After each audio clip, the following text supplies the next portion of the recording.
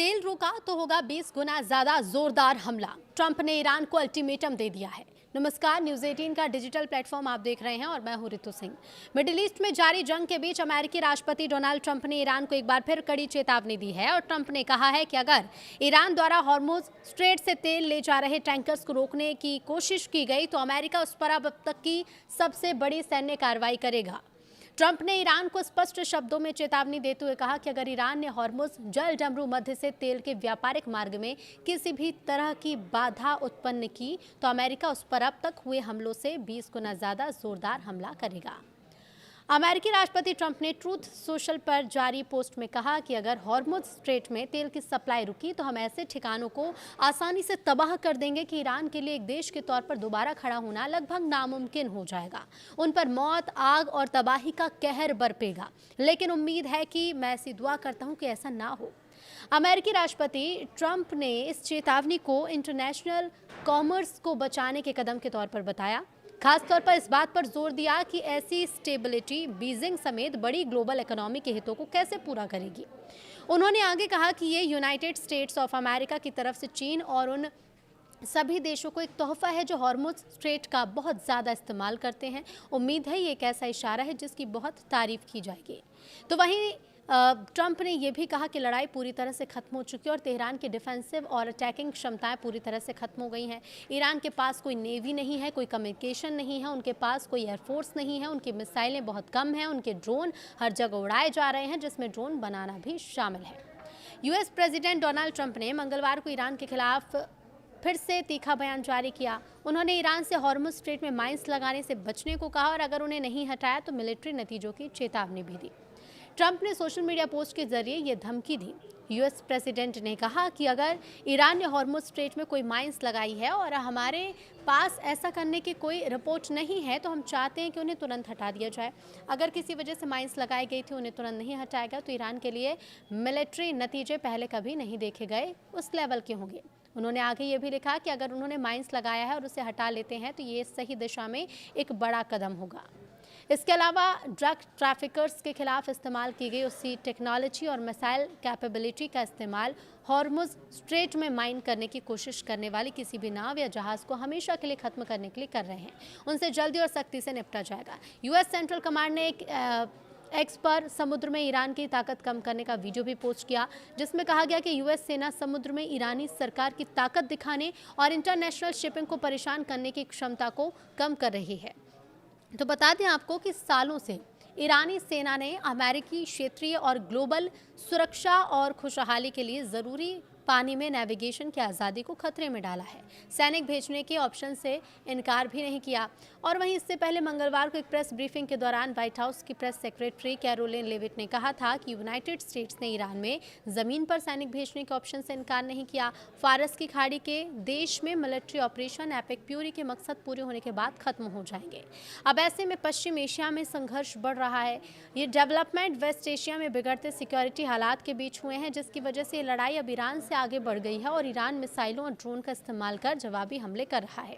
हमले पड़ोसी खाड़ी देशों जैसे यूएई, सऊदी अरब, कतर, कुवैत, बहरीन और जॉर्डन में यूएस मिलिट्री बेस, एम्बेसी और सिविलियन एनर्जी इंफ्रास्ट्रक्चर को टारगेट कर रहे हैं।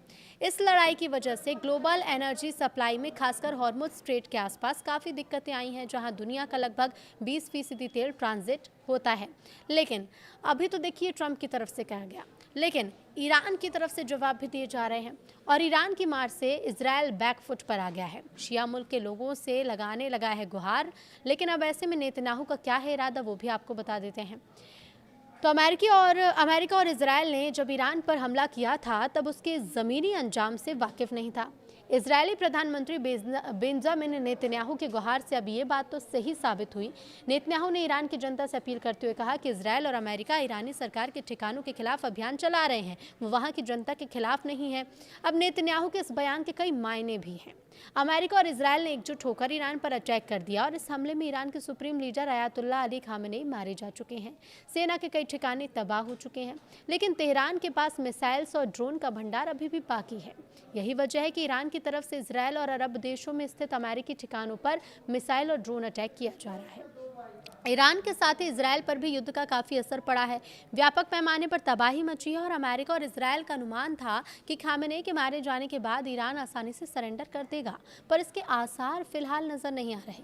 दूसरी तरफ दुनिया भर में एनर्जी संकट जैसी स्थिति है। अब ऐसे में इजरायल के रुख में नरमी दिखने लगी है। बेंजामिन नेतन्याहू बैकफुट पर दिख रहे हैं और शायद वजह यही है कि इजरायल पीएम ने ईरान की जनता से खास गुहार लगाई। उन्होंने ईरानी जनता के लिए भावुक संदेश जारी किया। इजरायल के प्रधानमंत्री बेंजामिन नेतन्याहू ने ईरान की जनता को संबोधित करते हुए एक कड़ा और भावनात्मक संदेश जारी किया। उन्होंने कहा कि मौजूदा हालात ईरान के लोगों के लिए जीवन में एक बार मिलने वाला अवसर है, जिसके जरिए वो अयातुल्लाह खामेनेई के शासन को हटाकर अपनी स्वतंत्रता हासिल कर सकते हैं। नेतन्याहू का ये बयान एक ऐसे समय में आया जब क्षेत्र में तनाव और संघर्ष लगातार बढ़ रहा है। नेतन्याहू ने अपने संदेश में कहा कि इजरायल और अमेरिका मिलकर तेहरान के तानाशाहों के खिलाफ ऐतिहासिक लड़ाई लड़ रहे हैं।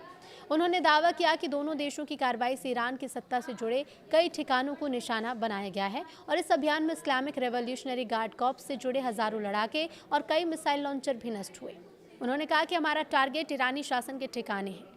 इजरायली प्रधानमंत्री ने यह भी कहा कि उनकी सैन्य कार्रवाई का लक्ष्य केवल ईरानी शासन के ठिकाने है, न कि आम नागरिक। साथ ही उन्होंने ये भी स्पष्ट कर दिया है कि इजरायल पूरी कोशिश कर रहा है कि ईरान की जनता को किसी भी तरह का नुकसान न पहुंचे। उनके मुताबिक इजरायल खुद को ईरान के लोगों का सहयोगी मानता है और उनकी संस्कृति, संप्रभुता और विरासत का सम्मान भी करता है। नेतन्याहू ने अपने संबोधन में दावा किया कि अयातुल्लाह और उनके सहयोगी अब भाग रहे हैं और उनके पास छिपने की भी जगह नहीं बची। उन्होंने कहा कि आने वाले दिनों में ऐसी परिस्थितियां बनाई जाएंगी जिससे ईरान की जनता अपने भविष्य का फैसला कर सके। तो वहीं प्रधानमंत्री नेतन्याहू ने ईरान के लोगों से यह आह्वान किया है कि वो इस मौके के लिए तैयार रहें। उन्होंने कहा है कि सही समय बहुत तेजी से नजदीक आ रहा है और जब वो समय आएगा तो आगे की जिम्मेदारी ईरान की जनता को सौंपी जाएगी। नेतन्याहू ने भरोसा जताया कि ईरान के लोगों के लंबे समय से देखे जा रहे सपने हकीकत में बदल सकते हैं। कुछ विश्लेषकों के मुताबिक नेतन्याहू का ये संदेश केवल सैन्य कार्रवाई का बयान नहीं, बल्कि ईरान के भीतर राजनीतिक बदलाव को लेकर दिया गया एक खुला संकेत भी है। अब इससे यह भी साफ होता है कि इजरायल क्षेत्र में ईरान के प्रभाव को चुनौती देने के लिए सैन्य और राजनीतिक दोनों स्तर पर रणनीति अपना रहा है। हालांकि अब इस बयान पर ईरान की सरकार की तरफ से कोई भी औपचारिक घोषणा जो है वो सामने नहीं आई है, लेकिन माना जा रहा है कि इससे मध्य पूर्व में पहले से चल रहे तनाव और बढ़ सकते हैं। विशेषज्ञ कहते हैं कि आने वाले दिनों में क्षेत्रीय राजनीति और सुरक्षा स्थिति पर इस बयान का व्यापक असर देखने को मिल सकता है। और ऐसे में अब देखिए, ईरान की तरफ से जहां एक तरफ हमले जवाबी कार्रवाई में जारी हैं, ऐसे में ट्रंप ने भी ईरान को बड़ा बयान दे दिया है और इसे चेतावनी के रूप में भी आप देख सकते हैं। ट्रंप ये कह रहे हैं कि अगर तेल रोका तो 20 गुना ज़्यादा जोरदार हमला होगा। मिडिल ईस्ट में लगातार हम देख रहे हैं जंग जारी है और अमेरिकी राष्ट्रपति डोनाल्ड ट्रंप एक बार फिर से चेतावनी देते हुए ईरान को नजर आए हैं।